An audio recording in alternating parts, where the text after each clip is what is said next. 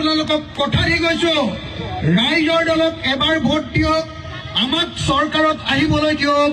তেতিয়া মই 1971 চনৰ আগতে অহা সকলো মানুহকে NRCত নাম ভৰাই তেওঁলোকক সকলোকে এখন এখন আইডেন্টিটি কাৰ্ড দি দিম, যাতে অসমত কোনেও কাকো দিগদাৰ কৰিব নোৱাৰে।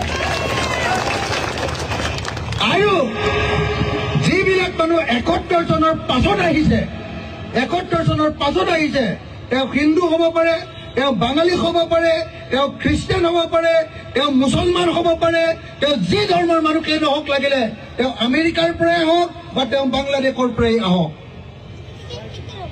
পাকিস্তানৰ পৰাই আহক, নহ'লে বা ইংলেণ্ডৰ পৰাই হওক, তেওঁলোকক এজন এজনকে অসমৰ পৰা বহিষ্কাৰ কৰাৰ ব্যৱস্থা কৰা হ'ব। আপোনালোকে বিচাৰে নাই বিদেশীক খেদি দিয়াটো বিচাৰে নে নাই? ইয়াত কোনোবা মানুহ আছে নেকি যে 71 চনৰ পাছত অহা মানুহক নিজৰ লগত ৰাখিব খোজা, যে এই মুছলমান কেনে নানা আমাৰ ৰাখি থম বুলি কোৱা মানুহ আছে নেকি? বিদেশীক মাতি দিব খোজা কোনোবা মানুহ আছে নেকি? মই আপোনালোকক সঁচাকে অনুৰোধ কৰিছো, নহলে বাহিৰত তেহেঁতি উলিয়াই থাকে এই অখিল গগৈ মুছলমানৰ লগত বিদেশী বিলাকৰ লগত কথা পাতিলে। মই চবকে এবাৰ হাত দাঙিবলৈ অনুৰোধ কৰিছো, যিসকলে বিচাৰে যে 1971 চনৰ পাছত অহা বিদেশী বিলাকক খেদি দিব লাগে। কিমান মানুহে বিচাৰে বিদেশী খেদি দিব?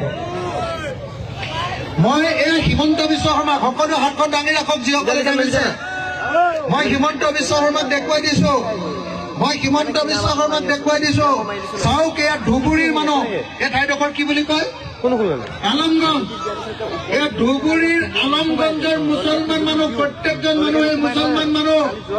এই মুছলমান মানুহে হাত দাঙি কৈছে যে ধুবুৰীত এজনো যদি বিদেশী আছে, প্ৰত্যেকজন বিদেশী 71 চনৰ পাছত থকা মুছলমান হওক হিন্দু হওক সকলো বিদেশীক খেদি দিব লাগে। কৈছে নে নাই? কৈছে নে নাই? কৈছে নে নাই? এই মহিলাসকলে কৈছে নে নাই? বিদেশীক খেদি দিব লাগে বুলি কৈছে নে নাই? চক আপোনালোকে চক, মুছলমান মহিলাসকলে কৈছে যে 71 চনৰ পাছত অহা বিদেশী বিলাকক খেদি দিব লাগে। কৈছে নে? সকলোৱে আকৌ এবাৰ হাত দাঙি কওক, কৈছে নে? আৰু এটা হাত তালি বজাবলৈ অনুৰোধ কৰিলে মই সকলোকে। এয়া চাওক কেনেকৈ মুছলমান মানুহে বিদেশী খেদিবৰ কাৰণে কৈছে। হিমন্ত বিশ্ব শৰ্মাহঁতে এনেই হিন্দু মুছলমানৰ কাজিয়া লগাবৰ কাৰণে গোটেই ধুবুৰী মানুহবিলাক, গোটেই বৰপেটাৰ মানুহবিলাক, গোটেই গোৱালপাৰাৰ মানুহবিলাককে বিদেশী বুলি ক'ব খোজে। হয় নহয় ৰাইজ?